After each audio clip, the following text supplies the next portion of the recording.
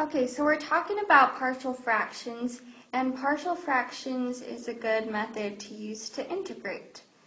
So let's say, for example, you have the integral of 5x plus 1 over x squared plus x minus 2 times dx.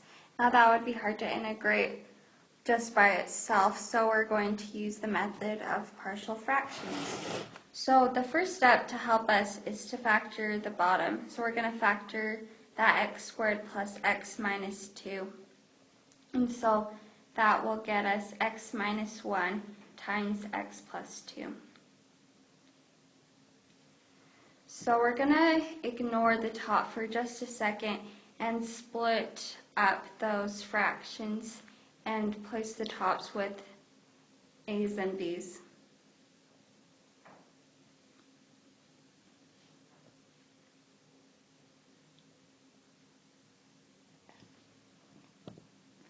Okay, so now that we have that, we're going to cross multiply those two fractions.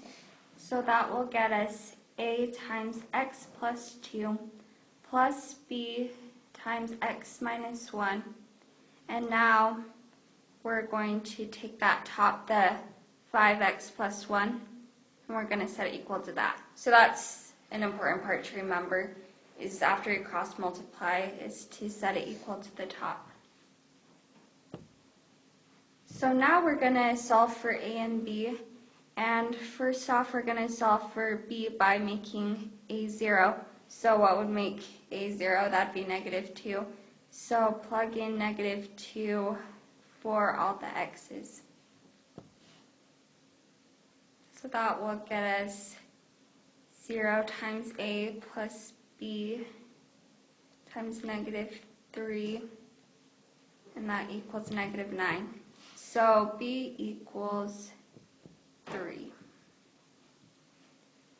Okay, now we're going to do the same thing again, except this time we are solving for a.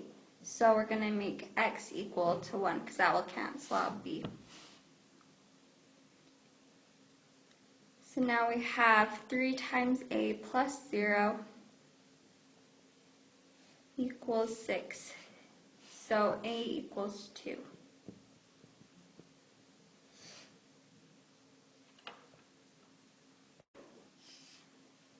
Okay, so now that we found our values for b and a, we're plugging that into that top integral where we split it at. So go ahead and do that, and we will get the integral of 2 over x minus 1 plus 3 over x plus 2 times dx. So now this is something we can integrate. And a equals what we started with, so that's cool. So after we integrate, we get 2 times ln of x minus 1 plus 3 times ln of x plus 2 plus c. So remember the constant. And there you have it. So now we're just going to review the steps a little bit. The first step that we did was we recognized that we needed to factor the bottom. So we changed this x squared plus x minus 2 into x minus 1 times x plus 2. And then second, we took those two parts of the fractions and we split it up.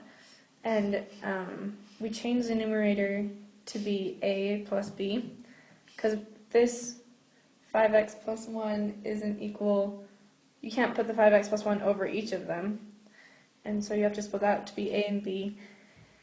And then after that we cross multiplied, so we got a x plus 2 plus b x minus 1, and we set that equal to the numerator, so that's when the numerator came back in.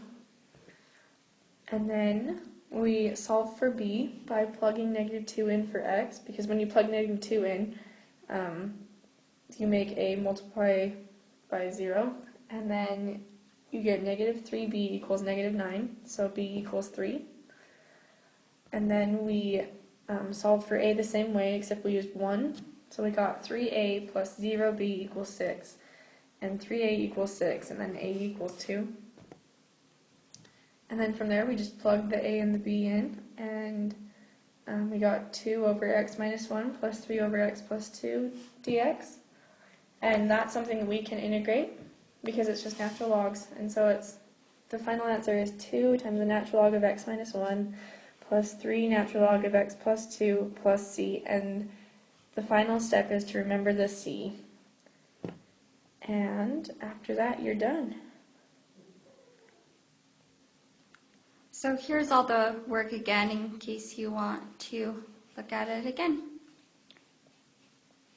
The end.